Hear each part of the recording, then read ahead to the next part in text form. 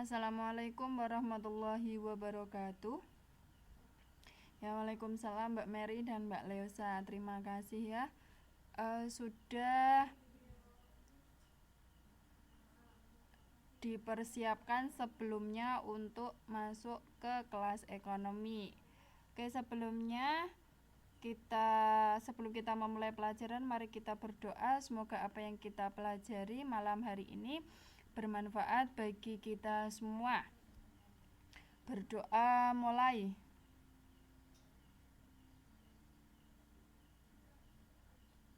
Berdoa selesai. Ya, terima kasih Mbak Mary sama Mbak Leosa. Duduknya di depan ya, karena masih menunggu teman-teman. Mari kita buka slide-nya terlebih dahulu. Kemarin kita sudah membahas perdagangan internasional.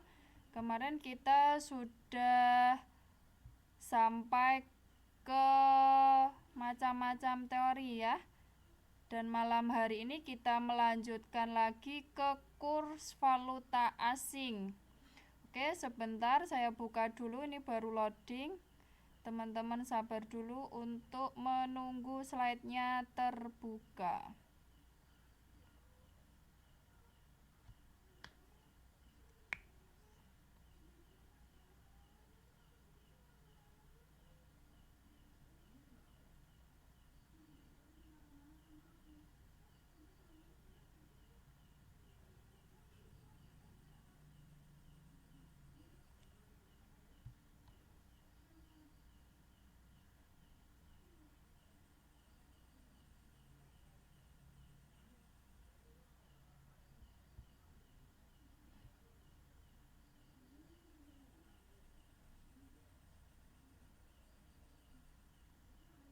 Oke teman-teman, sebentar, ini baru loading untuk membuka materinya.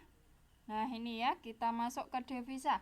Karena yang namanya perdagangan internasional itu pasti tidak bisa meninggalkan yang namanya kegiatan ekspor dan impor. Nah itu ya teman-teman, sebagai wujud perdagangan internasional itu kegiatannya adalah ekspor dan impor. Nah, setiap negara yang ada di dunia ini mempunyai mata uang yang berbeda-beda ya. Kita adalah mata uangnya rupiah. Kemudian teman-teman yang ada di Taiwan pasti berbeda ya.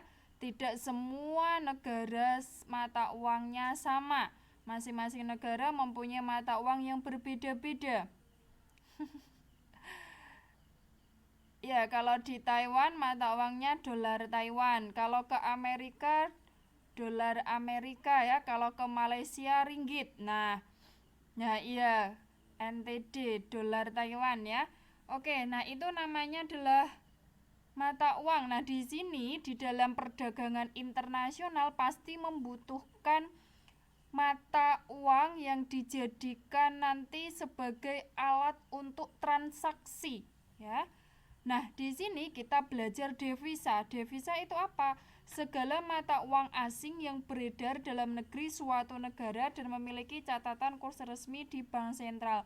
Segala mata uang asing yang beredar dalam negeri suatu negara, berarti mata uang asing yang digunakan oleh suatu negara. Itu namanya devisa.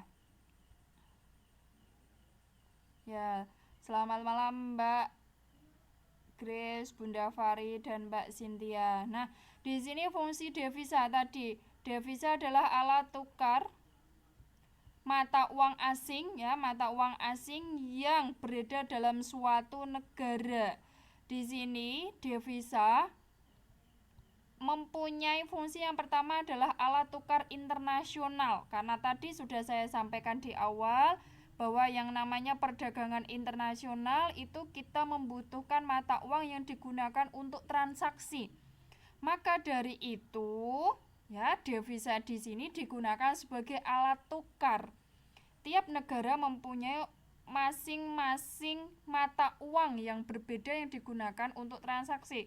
Jadi kita menyesuaikan ya alat tukar apa atau mata uang apa yang digunakan di daerah atau di negara yang kita tuju.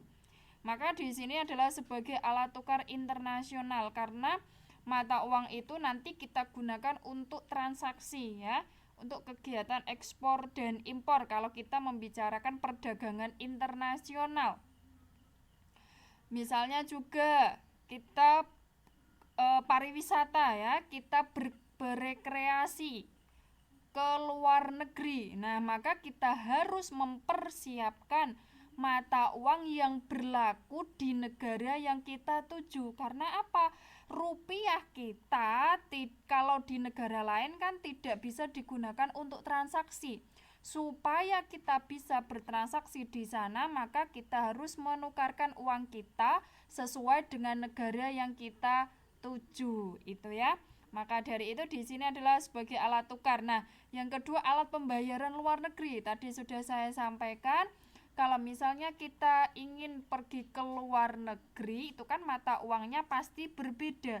Jadi kita menyesuaikan mata uang yang kita tuju. Karena apa? Karena di sana rupiah kita kan tidak berlaku di negara orang lain, tetapi jika rupiah kita sudah tukarkan ya, kita sudah tukarkan sesuai negara yang kita tuju, maka rupiah kita berlaku. Karena apa? Karena sudah kita tukarkan dengan mata uang asing yang berlaku di sana. Nah, ini sebagai alat pembayaran, sebagai alat tukar menukar jika kita membeli suatu barang, jika kita memanfaatkan jasa di sana, apalagi kita kalau pariwisata ya, berekreasi ke luar negeri.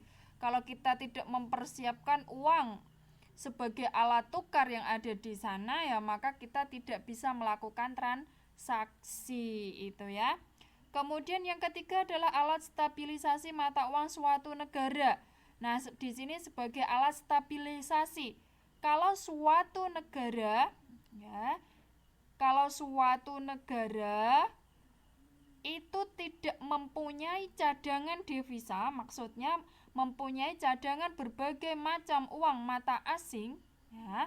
Kalau misalnya dari negara lain mengadakan transaksi dengan kita, kalau kita tidak mempunyai cadangan devisa yang nantinya bisa ditukarkan oleh mata uang yang digunakan di sana, kemudian kita tidak menyediakan mata uang asing yang dibutuhkan, maka kita tidak, atau perekonomian kita nanti tidak stabil. Karena apa? Kita tidak mempunyai cadangan devisa atau cadangan mata uang asing yang digunakan oleh negara-negara lain jika ingin melakukan suatu transaksi.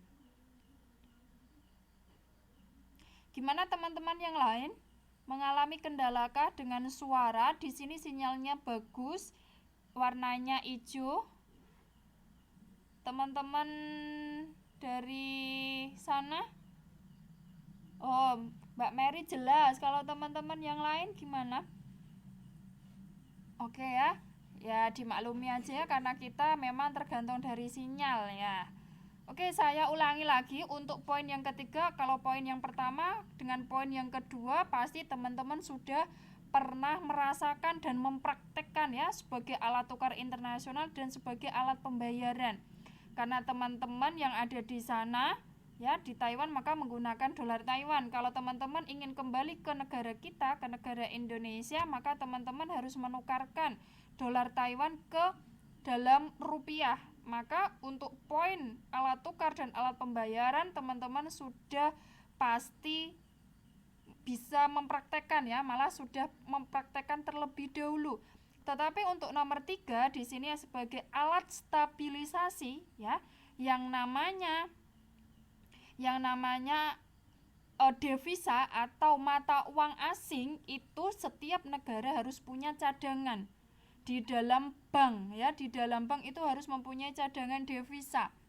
Karena apa? Apabila orang asing ingin pergi ke negara kita, atau kita kalau warga negara Indonesia yang ingin pergi ke luar negeri pasti membutuhkan mata uang asing. Maka rupiah ditukarkan ke dalam mata uang asing. Begitu juga kalau orang-orang asing ingin pergi ke Indonesia, maka membutuhkan rupiah. Sehingga di bank harus mempunyai cadangan devisa yang bisa sewaktu-waktu digunakan untuk melakukan transaksi. Apabila di bank tersebut apabila di bank tidak menyediakan cadangan devisa sebagai alat tukar, maka nanti bisa berdampak kepada stabilitas nilai mata uang rupiah. Itu ya teman-teman, masing-masing negara pasti punya cadangan devisa untuk mengantisipasi sewaktu-waktu apabila orang warga Indonesia yang ingin pergi ke luar negeri atau orang luar negeri yang ingin pergi ke Indonesia. Jadi negara kita aman untuk melayani semua transaksi yang dibutuhkan. Sehingga setiap negara harus punya cadangan devisa untuk stabilisasi untuk menstabilkan nilai, terutama adalah nilai rupiah. Gitu ya teman-teman, sebagai alat stabilisasi mata uang suatu negara.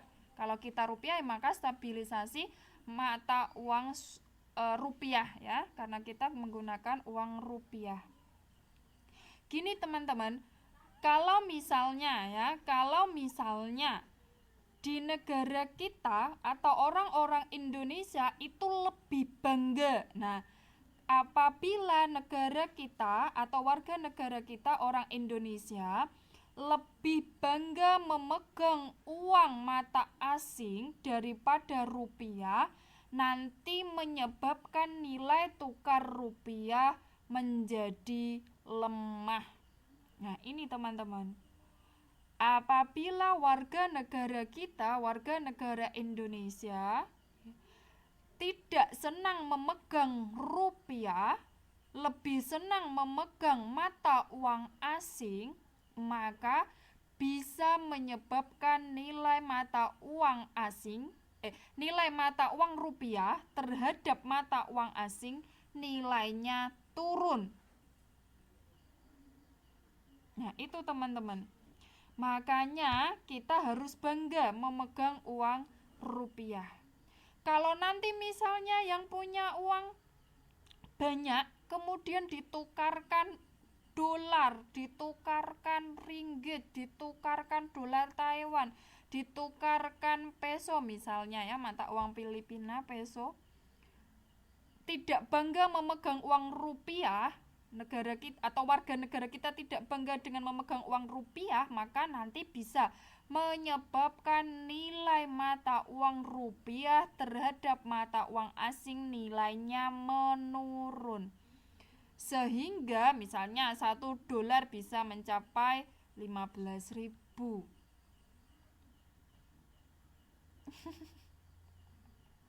Iya Bunda Farid.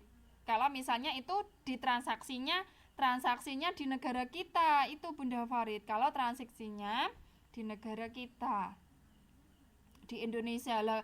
Kalau kita warga negara Indonesia lebih senang memegang mata uang asing, berarti kan kita malah menguntungkan negara-negara lain. Padahal kita mata uangnya adalah rupiah. Lah memegang uang kita sendiri aja tidak bangga. Nah, maka bisa menyebabkan nilai mata uang kita menjadi turun. Karena apa? Tidak berharga mata uang kita. Karena kita tidak percaya memegang uang mata rupiah. Nah, itu bisa menyebabkan nilai mata uang rupiah terhadap mata uang asing itu nilainya menurun. Sehingga ya harganya mahal. Lah nanti kalau harga mahal tadi, tuh ya teman-teman, kalau misalnya kita mengadakan ekspor, ini gambarannya ya teman-teman, jika mata uang kita itu mahal dari mata uang asing. Saya ilustrasikan dalam kegiatan transaksi seperti ini. Iya Bunda Farid, karena apa? Karena orang-orang Indonesia itu terkenal gengsinya, mereka bangga mempunyai produk-produk luar negeri, mereka bangga memegang uang asing, kan seperti itu. Itu memang teman-teman, mungkin karena turun temurun apa enggak tahu, pokoknya negara kita itu lebih senang istilahnya gengsinya itu loh terlalu tinggi. Nah, Jika mereka itu bangga dengan memegang mata uang asing, kemudian bangga dengan membeli produk luar negeri, maka bisa menyebabkan perekonomian negara kita nanti bisa tidak stabil. Saya ilustrasikan seperti ini, teman-teman. Misalkan ini ilustrasinya ya. Orang-orang Indonesia lebih senang memegang mata uang asing, bisa menyebabkan nilai mata uang rupiah bisa menurun. Maksudnya bisa menurun itu bagaimana? Satu dolarnya, misalnya satu dolarnya bisa mencapai 15.000. Kalau sekarang kan 13.000, masih stabil ya 13.000. Lah, kalau suatu saat kejadiannya ada yang misalnya mengalami kejadian satu dolarnya 15.000. Kalau kita ekspor, itu ya teman-teman, kalau kita ekspor itu kan menjadi barang kita yang kita kirim ke luar negeri, maka harganya mahal. Ya kan teman-teman, kenapa? Satu dolarnya 15.000. Kalau ekspor itu menguntungkan teman-teman. Kalau ekspor menguntungkan karena apa? Karena nanti pengusaha kita lebih banyak mendapatkan rupiah dalam jumlah yang banyak. Kalau impor, maaf teman-teman, gini, kalau ekspor tadi saya ilustrasikan satu dolarnya 15.000. Itu maksudnya 15.000 mata uang asingnya nilainya turun, rupiahnya nilainya turun, nilai rupiahnya turun karena satu dolar mencapai 15.000. Kalau kita kan sekarang satu dolarnya 13.000, jadi masih stabil. Kalau kita kegiatannya adalah ekspor, maka akan menguntungkan pengusaha kita karena kita akan mendapatkan uang yang lebih banyak. Tetapi itu kalau kita melihatnya adalah dari segi pengusaha kita, ya. Itu kalau lihatnya dari segi pengusaha kita. Kalau misalnya barang yang kita kirimkan ke luar negeri, kemudian di sana bersaing dengan negara-negara lain atau produk negara lain, itu kan menjadi produk kita harganya mahal. Yang namanya harga mahal itu nanti bisa berdampak pada persaingan dengan harga barang dari luar negeri. Kalau dilihat dari pengusaha kita sih senang-senang aja, karena kita akan mendapatkan nilai rupiah dalam jumlah yang banyak. Maksudnya jumlah mata uang rupiah itu banyak. Tetapi jika dilihat dari orang-orang luar negeri yang ingin membeli produk kita, kalau produk kita tidak bersaing secara harga dengan produk luar negeri, maka kan menyebabkan barang kita tidak laku dijual. Karena apa? Nilai produk kita di mata orang asing itu harganya mahal. Itu teman-teman, itu dampaknya sedemikian rupa kalau kita tidak bangga memegang uang negara kita sendiri. Kalau misalnya satu rupiah itu tadi 15.000, kalau dilihat dari pengusaha kita sih seneng karena produk kita bisa terjual dengan harga yang mahal. Pengusaha kita akan mendapatkan untung yang lebih banyak. Tetapi jika produk kita yang kita jual di luar negeri itu bersaing dengan produk yang ada di luar negeri, maka anggapannya orang-orang asing menganggap produk negara kita lebih mahal. Kalau produk kita tidak bisa bersaing dengan produk yang ada di luar negeri, maka akibatnya produk kita tidak laku dijual. Nah, itu teman-teman, itu kegiatan ekspor. Saya ilustrasikan kalau itu kegiatannya impor. Nah, yang namanya impor itu kan kita mendatangkan produk dari luar negeri. Berarti kita membeli produk dari luar negeri. Misalnya membeli atau mengimpor teknologi misalnya ya. Mengimpor teknologi berarti kan kita harus menukarkan uang rupiah kita dengan uang negara lain. Kalau nilai rupiah kita turun, atau misalnya tadi 1 dolarnya 15.000, maka kita harus mengeluarkan uang dalam jumlah yang lebih banyak. Itu ya teman-teman ya. Ya Mbak Kris, enggak apa-apa ya. Yang namanya pekerjaan diselesaikan dulu, kalau sudah selesai baru kita belajar. Enggak apa-apa ya, karena kewajiban utamanya teman-teman kan bekerja. Kalau misalnya kewajiban utamanya teman-teman sudah diselesaikan, nah kewajiban yang kedua baru dijalani. Itu ya. Oke, tetap semangat ya teman-teman. Gimana teman-teman? Ada yang ditanyakan atau ada yang masih bingung dengan ilustrasi yang saya berikan tadi? Kalau mata uang rupiah itu nilainya turun, atau jika ditukar dengan uang negara lain kita mengeluarkan rupiah dalam jumlah yang banyak. Itu teman-teman maksudnya kalau nilai mata uang kita itu turun nilainya. Makanya sebisa mungkin yang namanya suatu negara itu harus bisa menstabilkan nilai mata uangnya sendiri-sendiri. Karena apa teman-teman? Kalau nanti mata uangnya di suatu negara itu kok tidak stabil, maka bisa berdampak pada kegiatan internasional. Itu teman-teman. Karena tadi yang saya ilustrasikan, kalau misalnya produk kita jual ke luar negeri tidak bisa bersaing dengan produk yang ada di sana, apabila dilihat dari harganya itu mahal, maka bisa berdampak tidak lakunya produk kita di luar negeri.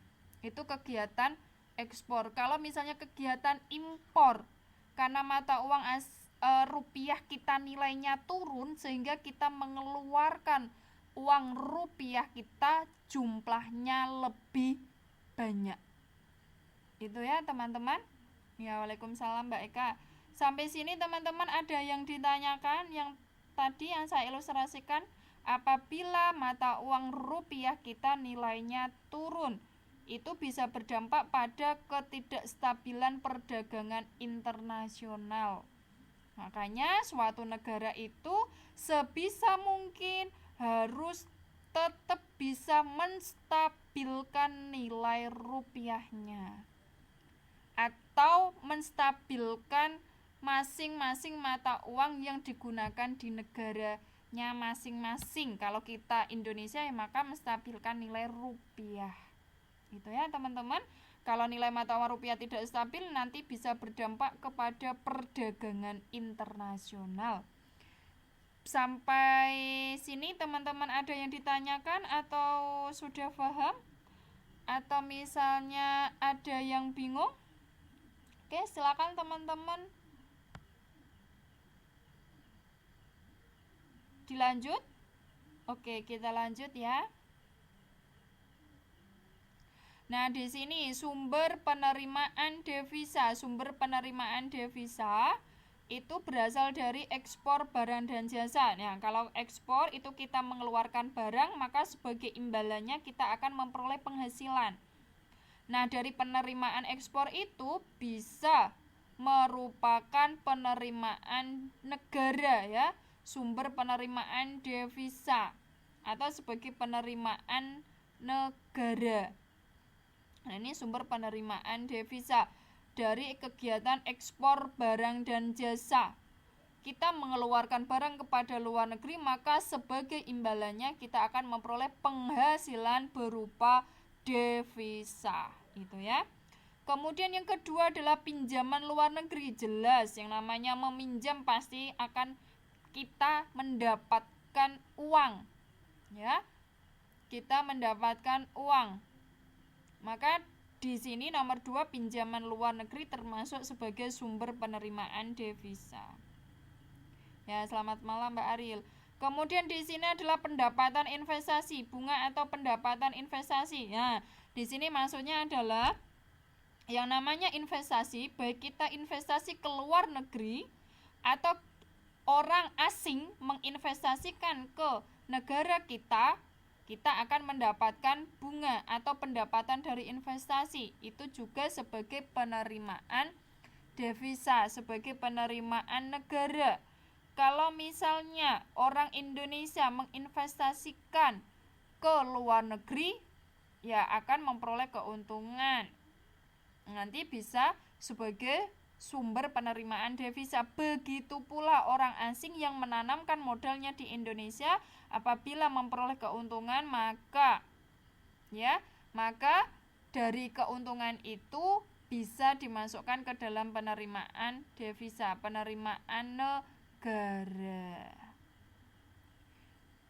Nah, teman-teman juga sebagai penerimaan devisa, sebagai penerimaannya suatu negara, karena teman-teman sebagai penghasil jasa ya, menghasilkan jasa bagi negara kita. Di sini ekspor barang dan jasa. Maka negara kita memperoleh devisa baik itu berupa hasil dari barang maupun dari jasa. Ya, itu ya, teman-teman. Oke, sampai sini teman-teman paham? Kalau paham, kita lanjut lagi ke nilai tukar valuta asing atau kurs. Tadi sudah saya jelaskan bahwa masing-masing negara mempunyai mata uang berbeda-beda. Kalau kita ingin melakukan transaksi, maka kita harus menyesuaikan mata uang yang digunakan di negara yang kita tuju. Nah, di sini nilai tukar valuta asing atau kurs itu jumlah satuan mata uang yang harus diserahkan untuk mendapatkan satu satuan mata uang asing.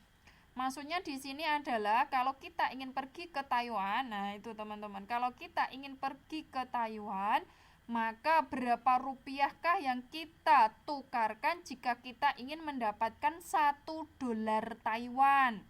Nah, itu teman-teman pasti setiap hari sudah mempraktekkan yang namanya kurs. Itu 430 rupiah atau 4.300, Mbak Aril? 430 rupiah ya? Atau 4.300? 1 dolar Taiwannya? Oh, 430 rupiah. Oke, nanti kita hitung ya. Nah, di sini maksudnya seperti itu teman-teman, yang namanya kurs. Atau teman-teman gini, kan teman-teman di sana mata uangnya adalah dolar Taiwan.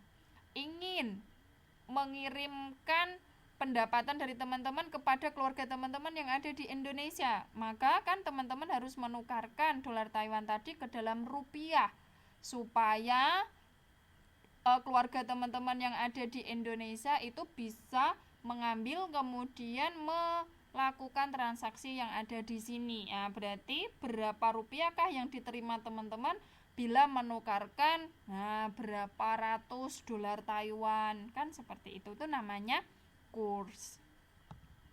Atau juga di sini perbandingan nilai antara mata uang dalam negeri dengan mata uang asing. Nah, tadi perbandingannya 1 dolar Taiwan sama dengan 430 rupiah. Ya lumayan ya teman-teman, tidak terlalu sampai belasan ribu. Kalau dolar itu kan, 1 dolarnya kan mencapai 13.000 lebih. Kalau kita lumayan ya, dengan dolar Taiwan hanya 430 rupiah. Nah, udah termasuk tinggi ya.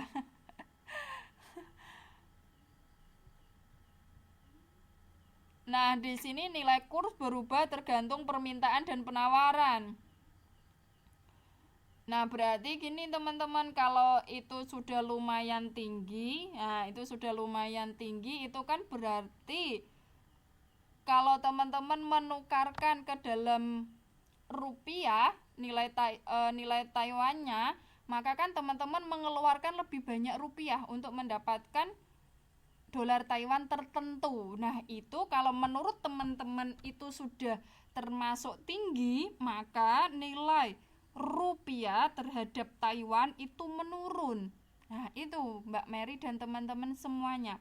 Kalau dirasa itu 1 dolar Taiwannya tadi mencapai segitu, menurut teman-teman itu sudah termasuk tinggi, maka nilai rupiah terhadap dolar Taiwan itu nilainya turun. Nah, itu maksudnya Mbak Mary yang tadi saya jelaskan.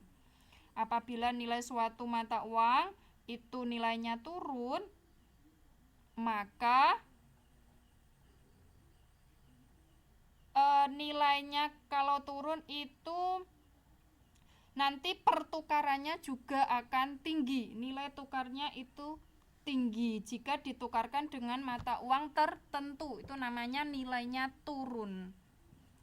Kemudian di sini nilai kurs berubah tergantung permintaan dan penawaran. Tadi ya teman-teman, kalau orang Indonesia permintaan terhadap mata uang asing itu banyak, maka bisa menyebabkan nilai kursnya tinggi. Nah, itu teman-teman. Nilai kursnya tinggi. Mungkin teman-teman ya penggunaan dolar Taiwannya lebih banyak. Mungkin di sebagian besar orang Indonesia menggunakan dolar Taiwannya, permintaan terhadap dolar Taiwannya itu lebih banyak jika dibandingkan dengan permintaan terhadap rupiah. Nah, itu bisa dimungkinkan karena di sini menurut teorinya nilai kurs maksudnya gimana Bunda Farid? Seneng apa sedih? Kalau misalnya tadi dirasa Mbak Mary itu tinggi, menurut Bunda Farid itu rasanya seneng atau sedih?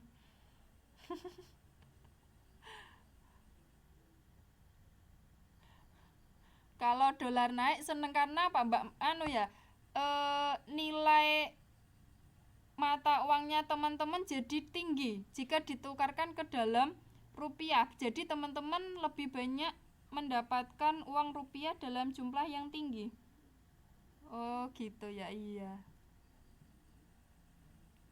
Iya. Nilai tukar rupiahnya lebih banyak tinggi. Oke teman-teman. Nilai tukarnya rupiahnya lebih banyak. Itu untuk mata uang apa Mbak Mary? Dolar. Ini dolar Taiwan atau dolar secara umum Mbak Mary? Dolar itu loh. Oh, dolar Taiwan. Ya.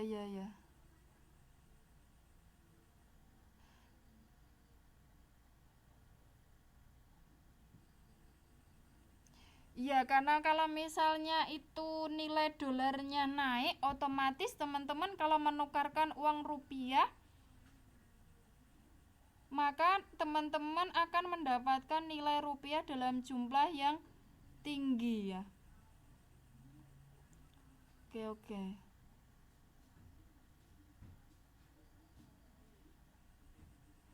Oh, ya teman-teman. Itu kalau kita lihatnya dari segi dolar Taiwannya ya. Kalau nilai dolar Taiwannya naik, maka rupiahnya akan banyak. Misalnya 1 dolar Taiwan tadi 400. Oke. Nah, ya karena teman-teman di sana kan pakainya kan dolar Taiwan. Kalau misalnya yang dari Indonesia ingin pergi ke Taiwan, sedih pasti Mbak Mary. Karena apa? Karena uang rupiah yang harus ditukarkan kan lebih banyak. Kalau dilihat dari teman-teman itu memang seneng ya. Iya, seneng karena teman-teman kan mata uang yang digunakan di sana Taiwan.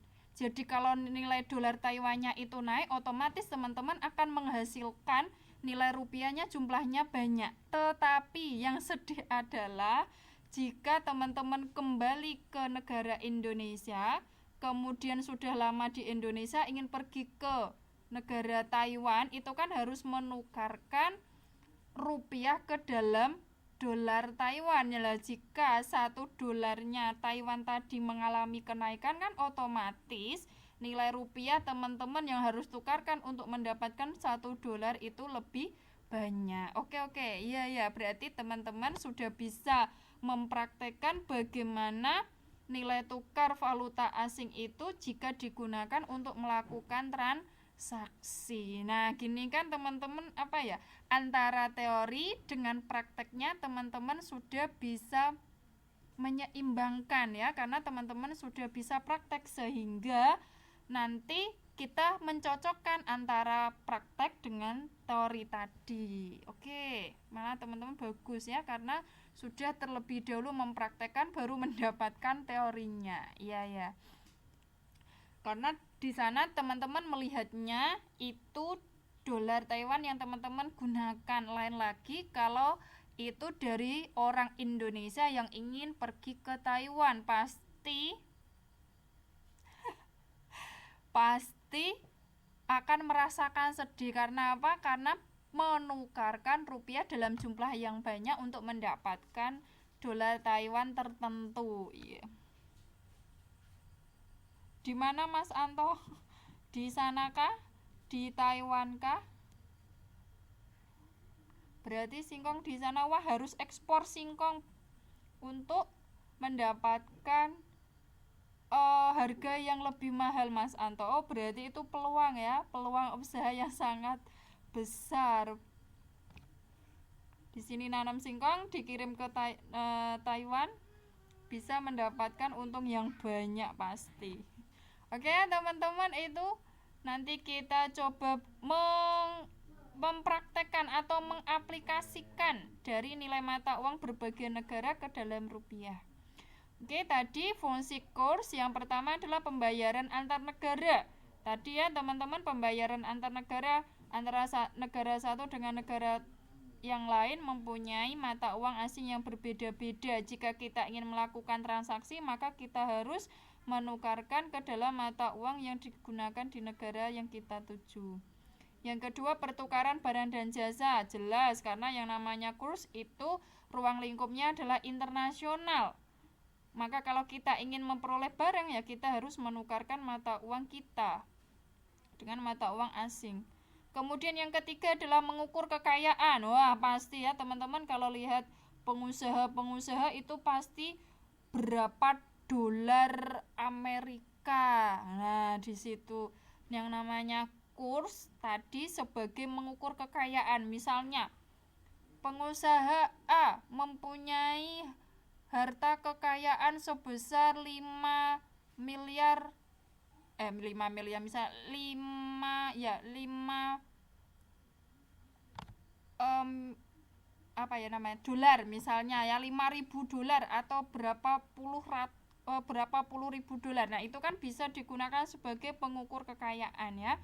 Kemudian yang keempat, menimbun kekayaan. Ya, pasti punya tabungan dalam bentuk dolar Taiwan. Nah, itu kan bisa disebut sebagai kekayaan karena tabungan dalam jumlah yang banyak, kemudian dalam satuan mata uang asing. Nah, itu kan berarti kita mempunyai tabungan yang sewaktu-waktu kita bisa gunakan apabila itu ditukarkan dengan rupiah. Yang kelima, sebagai cadangan moneter. Tadi teman-teman, yang namanya suatu negara itu pasti punya cadangan devisa, cadangan mata uang asing dari berbagai negara. Karena negara kita, terutama Indonesia, melakukan transaksi dengan negara-negara yang lain. Kita harus punya cadangan beberapa mata uang asing yang digunakan untuk transaksi. Itu namanya cadangan moneter. Walah.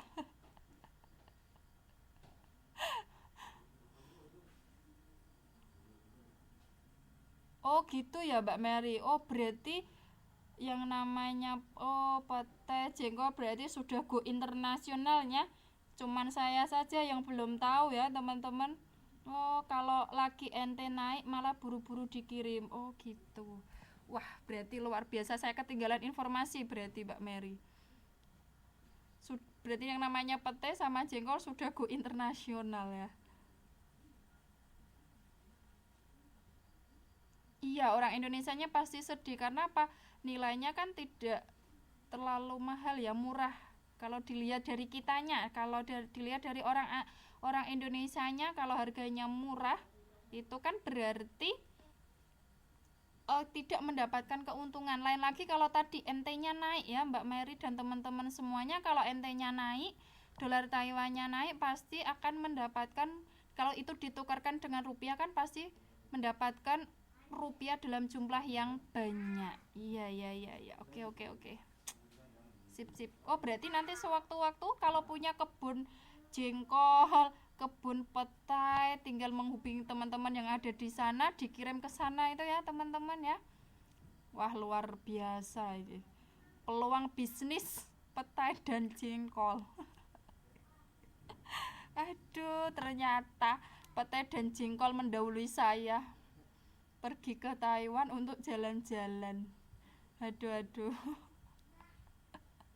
Ya Mas Anto, jengkol dan Taiwan mendahului saya pergi ke luar negeri. Aduh.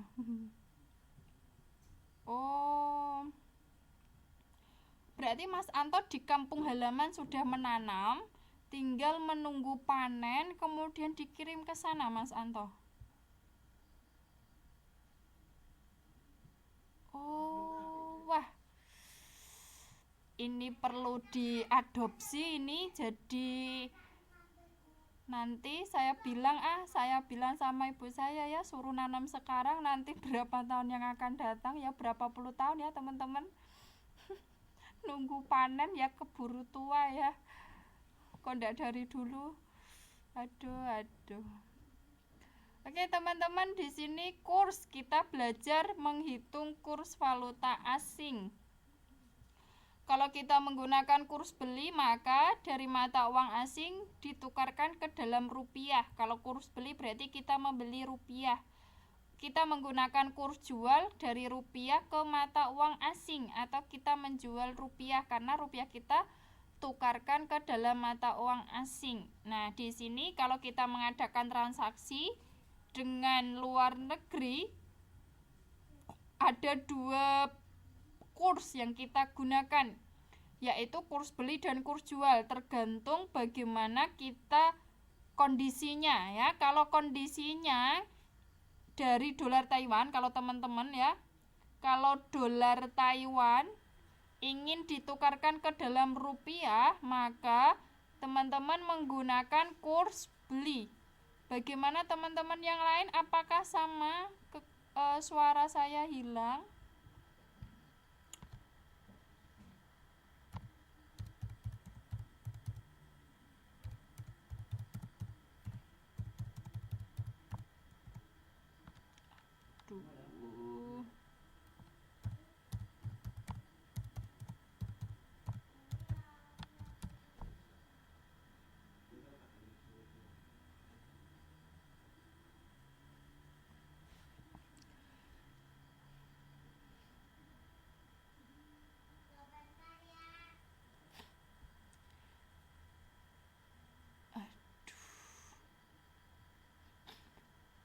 Oke, coba ya. Ini cara menghitung kurs valuta asing.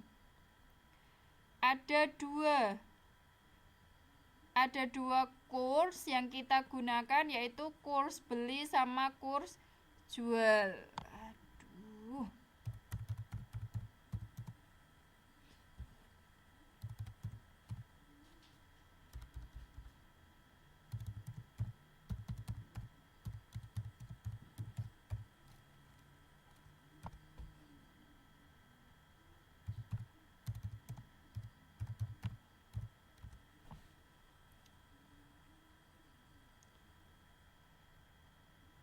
Oke, saya ulangi lagi teman-teman, cara menghitung kurs valuta asing. Ada dua kurs yang digunakan, yaitu kurs beli sama kurs jual, tergantung bagaimana kondisinya kita menggunakan ya. Jika kita menggunakan kurs beli, apabila kita menukarkan mata uang asing ke dalam rupiah, misal teman-teman kan dolar Taiwan yang digunakan di sana. Misalnya teman-teman ingin pulang ke negara Indonesia, pulang ke kampung halaman, maka teman-teman harus menukarkan dolar Taiwan ke dalam rupiah. Maka teman-teman menggunakan kurs beli.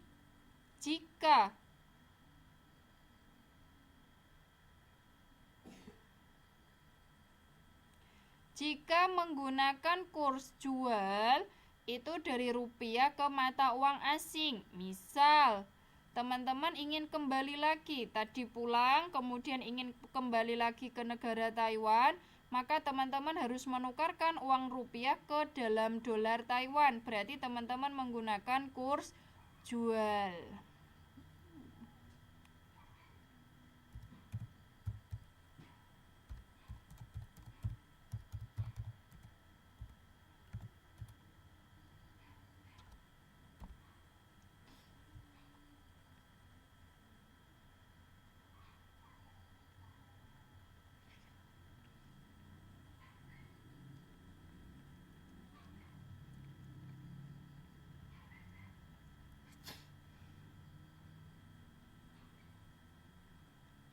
Aduh, bagaimana ya ini?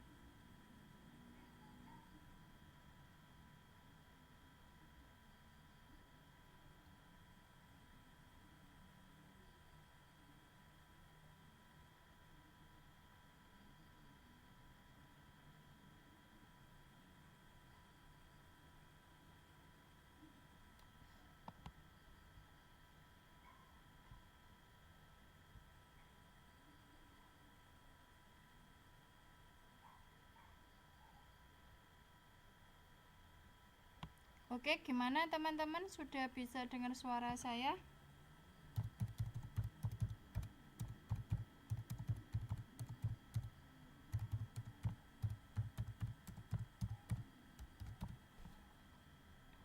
Oke, saya ulangi lagi ya. Sampai cara menghitung kurs valuta asing. Nah, di dalam penghitungan kurs valuta asing ada dua kurs yang kita gunakan, kurs beli sama kurs jual. Nah, kita menggunakan kurs beli sama kurs jual harus kita sesuaikan dengan kondisi kita. Oke, enggak apa-apa ya Mbak Mary, yang penting dengar suara saya ya, meskipun layarnya tidak kelihatan. Nah, jika kita menggunakan kurs beli, itu jika kita atau dari mata uang asing, kita menukarkan mata uang asing ke dalam rupiah. Contoh, teman-teman kan pasti suatu saat ingin pulang ke kampung halaman. Nah, pasti teman-teman menukarkan dolar Taiwan ke dalam rupiah. Jadi teman-teman menggunakan kurs beli karena membeli rupiah. Dari mata uang asing ditukarkan ke dalam rupiah. Jadi teman-teman menggunakan kurs beli. Kurs beli berarti membeli rupiah. Lain halnya jika teman-teman menggunakan kurs jual. Kapan teman-teman menggunakan kurs jual?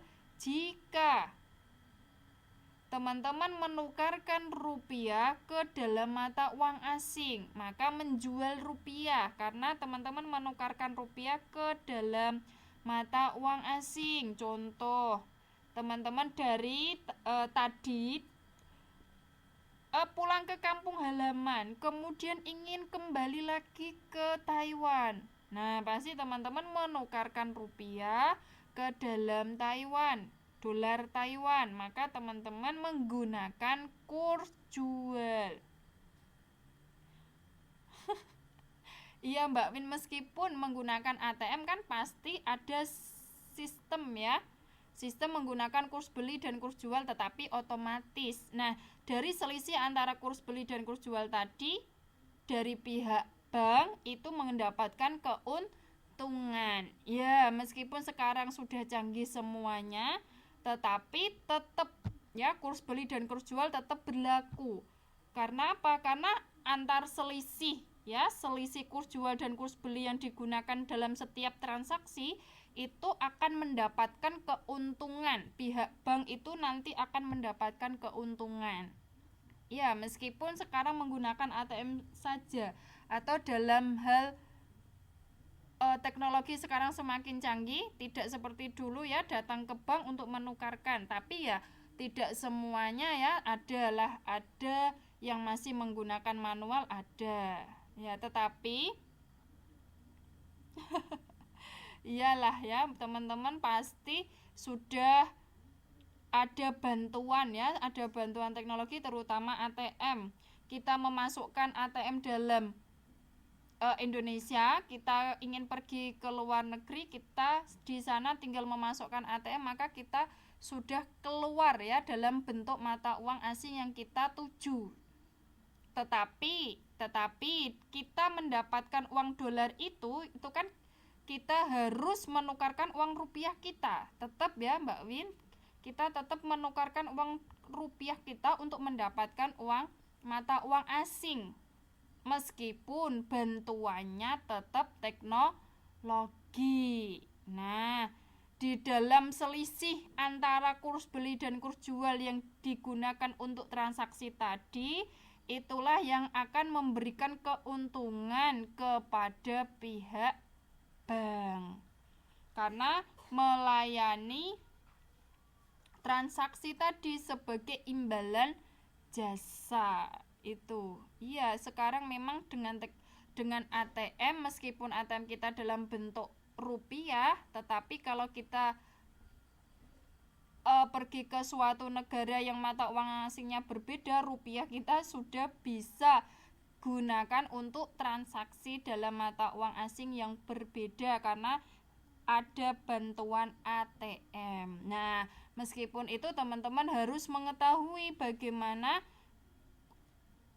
transaksi antara rupiah dengan mata uang negara lain atau uang negara lain ke dalam bentuk rupiah, itu ada yang namanya kurs beli dan kurs jual. Iya Mbak Mary, berubah tapi nilainya juga berubah. Iya, tergantung dari nilai tukarnya tadi, Tiap uang mata uang asing pasti punya nilai uang yang berbeda-beda jika ditukarkan dengan mata uang asing negara lain. Pasti ya Mbak Mary. Karena tidak semuanya sama mata uangnya. Jadi, nah di sini saya munculkan, teman-teman bisa melihatnya atau tidak, ini baru muter-muter.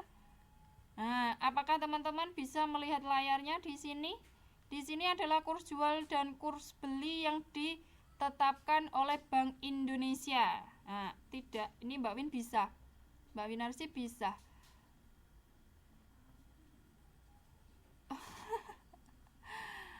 Nah, di sini ya yang bisa melihat tadi Mbak Win, silakan menyimak. Di sini saya tampilkan, saya update nilai mata uang rupiah terhadap mata uang berbagai negara. Di sini saya update tanggal 31 Maret 2017. Nah, ini mata uang asing nilainya di dalam rupiah. Contoh di sini USD ya, Amerika Serikat, dolar Amerika. Di sini kurs jualnya adalah 13.388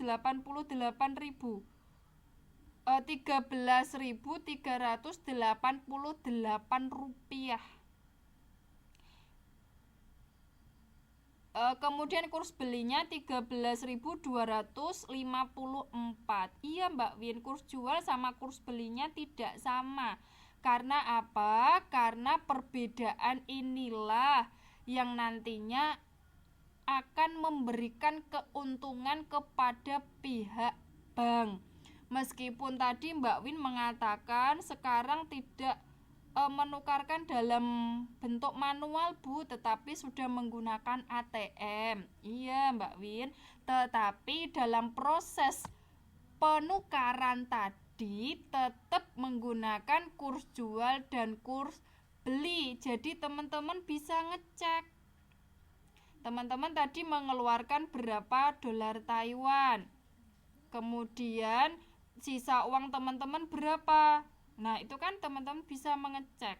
Oh, sekarang nilai tukarnya terhadap dolar Taiwan, rupiah terhadap dolar Taiwan itu berapa. Nah, teman-teman kan bisa ngecek ya, naik atau turun. Nah, di sini ditampilkan, ini yang menampilkan adalah Bank Indonesia. Iya, Mas Anto, ada jasa disitulah yang menyebabkan perbedaan semua transaksi. Karena apa? Karena sudah memberikan pelayanan ya, sudah memberikan pelayanan. Yang namanya melayani kan pasti ada imbal jasanya lah. Imbal jasa itulah yang membuat perbedaan dari masing-masing transaksi. Ya, kirim jasa pasti ada imbalan yang harus dibayarkan.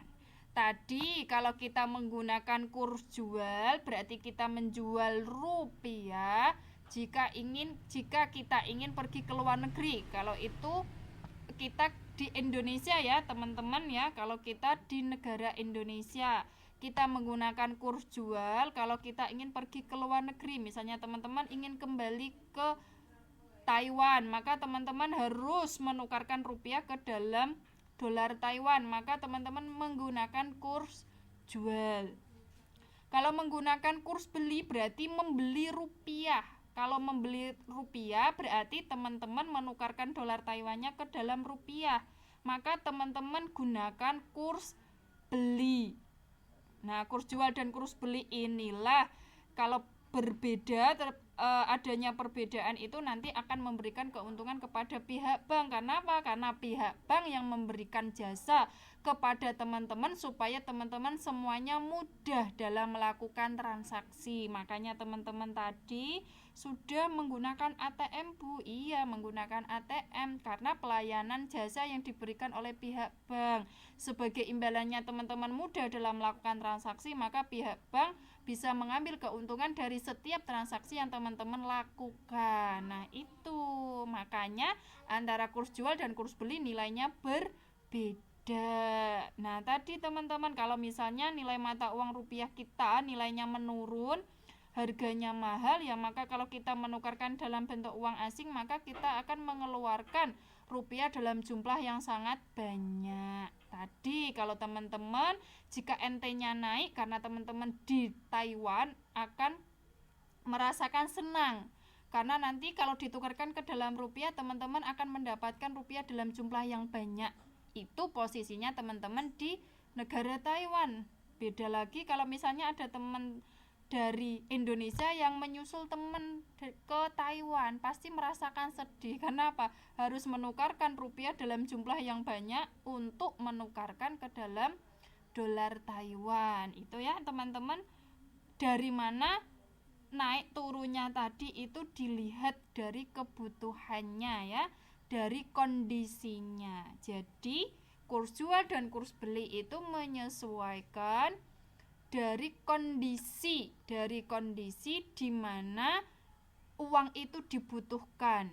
Nah, itu paham ya teman-teman. Kalau menggunakan kurs jual berarti kita menjual rupiah kita. Kalau menggunakan kurs beli berarti kita membeli rupiah. Oke, paham teman-teman? Tadi 430. $1 Taiwannya 430. Oke, paham ya? Coba. Nah, di sini teman-teman melihat soalnya enggak? Bisa melihat soalnya enggak?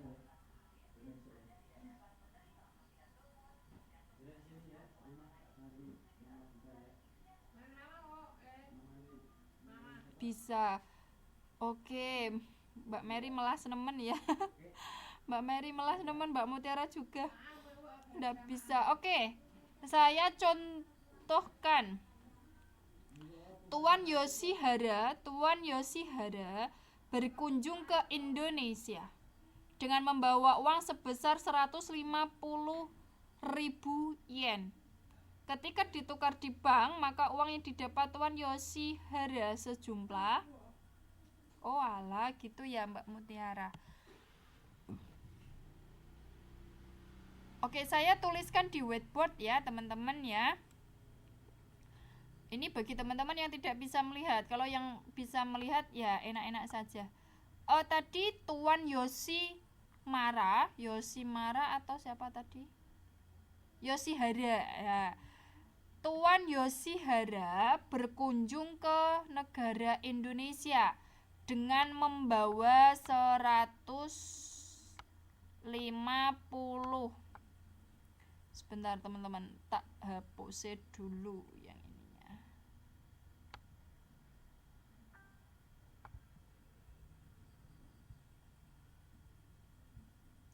Dengan membawa 150.000 yen.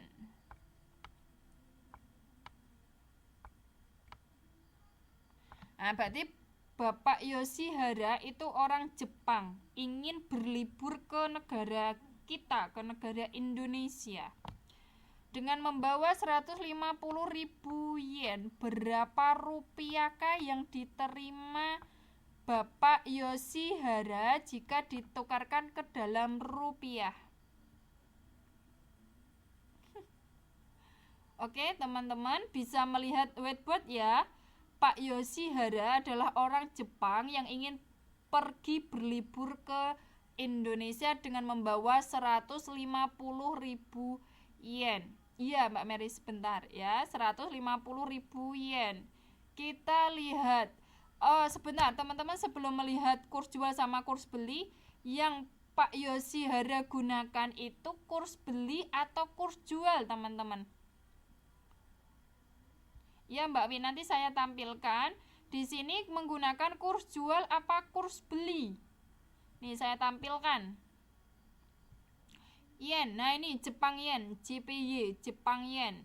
Ada kurs jualnya seharga 11.946,11 rupiah atau 11.823.037 rupiah. Menggunakan kurs jual apa kurs beli? Posisinya tadi ingin menjual rupiah atau ingin membeli rupiah? Tuan Yoshihara berkunjung ke Indonesia dengan membawa uang sebesar 150.000 yen. Ketika ditukar di bank, maka uang yang didapat Tuan Yoshihara sejumlah, berarti membeli rupiah. Kalau membeli rupiah menggunakan kurs beli atau kurs jual? Iya, membeli rupiah. Iya benar teman-teman, membeli rupiah berarti kurs jual apa kurs beli? Iya, yang digunakan adalah kurs beli. Mari kita lihat kurs beli. Nah, ini teman-teman.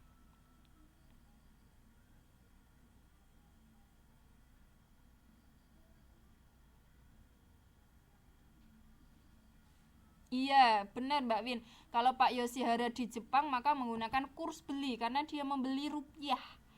Dia membeli rupiah, menukarkan mata uang yen ke dalam rupiah. Betul Mbak Win.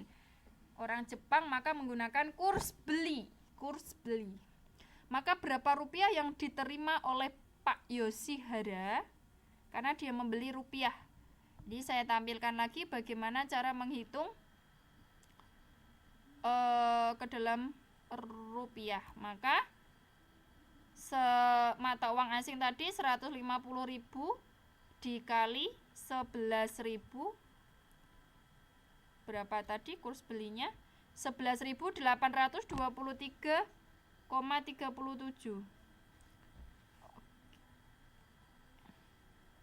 11.823,37. Oke ya teman-teman ya, saya tulis di sini karena tadi teman-teman benar menjawabnya menggunakan kurs beli. Maka kurs beli yen terhadap rupiah adalah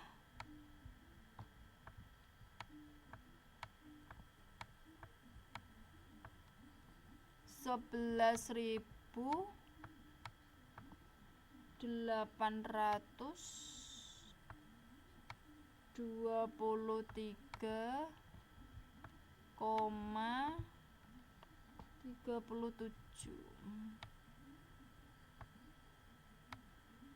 Nah, ini. Wow. 1 miliar bukan ya, 1 juta ya, teman-teman ya. Coba 37 kali 150.000.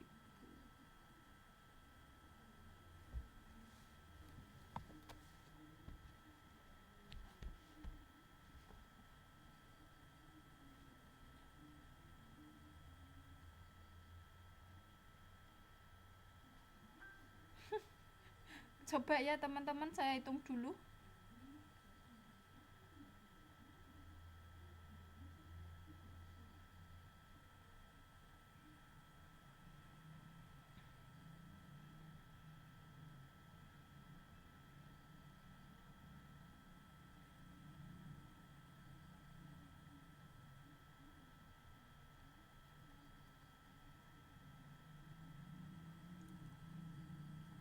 Iya ya, 1M ya.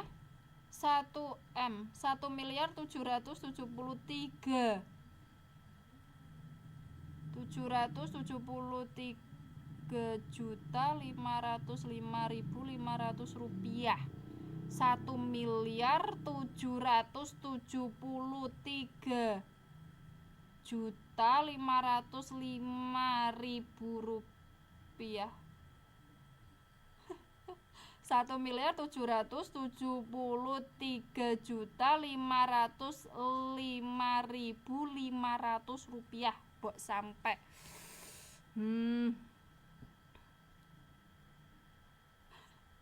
Berarti Pak Yosi kuaya banget Mbak Mary dan teman-teman semuanya ya. Dia ingin berlibur ke negara kita saja sampai membawa uang 1M. Tapi tidak apa-apa ya, karena memang orang Jepang ya, orang Jepang itu kan orangnya kaya-kaya ya, karena orangnya pinter-pinter, pencipta-pencipta teknologi, sehingga wajar saja kalau dia berlibur ke negara kita sampai membawa uang 1M. Tapi kalau menukarnya dalam bentuk manual itu dulu, tapi sekarang tinggal bawa ATM saja. Yang penting di dalam ATM mengantongi 1 miliar tadi bisa ya, 1 miliar tadi bisa digunakan di negara kita ya, mulai ujung timur sampai ujung barat, dari Sabang sampai Merauke. Aduh, sampai membawa 1 miliar hanya berlibur ke negara kita ya teman-teman. Berarti mungkin saja bisa mengelilingi negara kita dari Sabang sampai Merauke mungkin teman-teman ya. Aduh, pergi ke negara kita saja sampai bawa uangnya 150.000 yen. Masya Allah.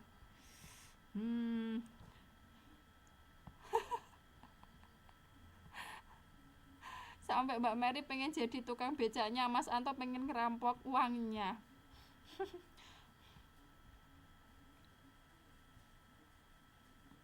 Iya Mbak Win, karena mereka kan memang apa ya, orangnya pinter-pinter, semuanya pencipta teknologi. Uang segitu ya bagi mereka memang sedikit ya. Beda kalau dari kita, uang segitu ya bisa kita gunakan untuk beli rumah ya, beli rumah yang sederhana, beli mobil. Oke, itu saya contohkan tadi adalah menggunakan yen. Coba kita amati ke bentuk mata uang negara lain.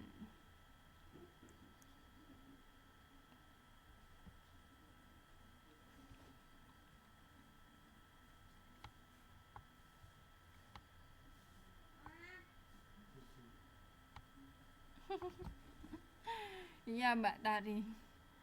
Oke, nah sekarang teman-teman, yang kedua, Tuan Amir mau mengimpor mobil dari Amerika. Nah ini Pak Amir, orang kaya di Indonesia. Contoh ya teman-teman, contoh. Tuan Amir mengimpor mobil dari Amerika dengan harga 15.000 US dollar. US dollar. Berapa rupiahkah yang harus dibayar oleh Tuan Amir? Menurut teman-teman, berapa rupiahkah yang harus ditukarkan untuk mendapatkan mobil seharga 15.000 US dollar? Coba kurs jual apa kurs beli teman-teman? Untuk mendapatkan loh teman-teman loh, untuk mendapatkan dolar. Ayo, untuk mendapatkan dolar. Nah ya, kalau Mbak Mary benar, untuk membeli dolar, maka yang kita gunakan kurs jual apa kurs beli? Ayo, untuk membeli dolar, benar Mbak Mary tadi untuk membeli dolar. Lah menurut teman-teman menggunakan kurs jual apa kurs beli? Karena posisi Tuan Amir di Indonesia, maka menggunakan kurs. Tadi kita menjual rupiah atau kita membeli rupiah, teman-teman? Ayo, di sini soalnya adalah Tuan Amir mengimpor mobil dari Amerika dengan harga 15.000 US dollar. Kita di sini posisinya Tuan Amir adalah di Indonesia, ingin membeli mobil seharga 15.000 US dollar. Maka kita menjual rupiah atau membeli rupiah? Iya, menjual rupiah. Kalau menjual rupiah berarti kita gunakan kurs jual atau kurs beli.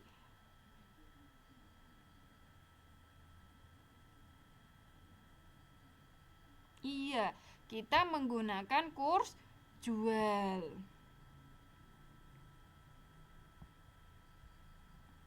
Berarti berapa teman-teman? Kita menggunakan kurs jual. Coba kita cek ya kurs jualnya US dollar. Berapa di sini? 13.388. 13.388 rupiah. Jadi Tuan Amir menyediakan rupiah itu dalam jumlah berapa? Yo, coba teman-teman kita hitung ya. 13.388 rupiah karena kita menggunakan kurs jual. Kita kan menjual rupiah untuk mendapatkan dolar seharga 15.000 dolar. 15 dolar Amerika. Tuh ya teman-teman, coba 13.388 kali 15.000. Oh. Iya, tidak sampai semiliar ya Mbak Susi ya. Ini Mbak Susi sudah ketemu. Tidak sampai 1 miliar, betul ya. 200.820.000. Iya, teman-teman. Berarti tidak sampai miliaran mobilnya yang dibeli dari Amerika. Oke ya. Oke, 200.820.000 rupiah. Berarti tidak sampai miliaran harga mobil yang didatangkan dari luar negeri. Oke, tidak kerasa ya teman-teman, waktunya tinggal 5 menit lagi. Saya beri kesimpulan ya.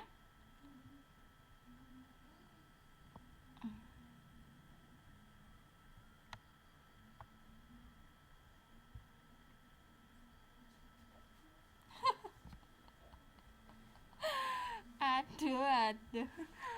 Oke, ini waktunya tinggal 5 menit. Saya berikan kesimpulan ya teman-teman ya. Ya mungkin gini ya teman-teman, karena kita kan ya intinya berinteraksi, jadi ya ndak kerasa waktunya sudah habis, tapi ndak apa-apa. Yang penting malam hari ini kita mendapatkan pelajaran bahwa tiap negara mempunyai mata uang yang berbeda. Jika kita ingin pergi ke suatu negara, maka kita harus menyesuaikan dengan mata uang yang ada di negara sana. Dengan nilai tukarnya ada kurs jual dan kurs beli. Kita lihat dulu ya. Kita lihat dulu dari mana kita memandangnya, dari mana kita membutuhkannya. Kalau kita menjual rupiah kita untuk mendapatkan mata uang asing, maka kita menggunakan kurs jual. Kalau kita ingin membeli rupiah, berarti kita menggunakan kurs beli. Nah, kita menggunakan kurs jual dan kurs beli disesuaikan dengan kebutuhan kita. Tadi Mbak Win mengatakan bahwa sekarang sudah ada ATM, Bu. Iya, tetapi melalui ATM pun kita harus mempunyai cadangan uang berapa yang kita harus persiapkan sebelum kita pergi ke suatu negara. Nah, itu ya pembelajaran malam hari ini. Kalau kita misalnya ingin pergi ke suatu negara, maka kita harus mempersiapkan uang berapa jika kita ingin pergi ke luar negeri. Nah, itu ya teman-teman, maka itu untuk mempersiapkan, untuk mengantisipasi, kita harus mempersiapkan berapa uang yang kita butuhkan atau berapa uang yang kita keluarkan jika kita ingin pergi ke suatu negara. Nah, itu pembelajaran malam hari ini. Semoga apa yang kita pelajari malam hari ini bermanfaat bagi kita ya teman-teman ya. Iya Mbak Tari, ini masuk ke ujian nasional, tapi di balik ujian nasional ada ilmu ya, ada ilmu yang harus kita peroleh ya Mbak Tari. Meskipun yang namanya ujian nasional itu penting bagi kita, tetapi yang paling penting adalah nggak usah diapalin Mbak Tari, cuman kita konsepnya aja dari mana kita membutuhkan ya. Kalau kita menjual rupiah maka kurs jual yang kita butuhkan. Kalau kita membeli rupiah maka kurs beli yang kita butuhkan. Itu aja Mbak Tari ya. Meskipun ujian nasional itu orientasinya, tetapi yang paling penting adalah ilmunya. Itu ya Mbak Tari dan teman-teman semuanya. Yang penting ilmunya, ilmu dari kita belajar. Nah, itu ya teman-teman, semoga ilmu yang saya berikan bermanfaat bagi kita semuanya. Terima kasih atas segala antusiasnya teman-teman semua. Insya Allah minggu depan kita ketemu lagi. Kalau kita masih asik membahas ini, berarti minggu depan kita lanjutkan kembali ya teman-teman ya, untuk memahamkan kita menggunakan kurs jual atau kurs beli itu ya. Oke, semoga apa yang saya ajarkan bagi teman-teman semuanya bermanfaat. Selamat malam, selamat beristirahat. Assalamualaikum warahmatullahi wabarakatuh.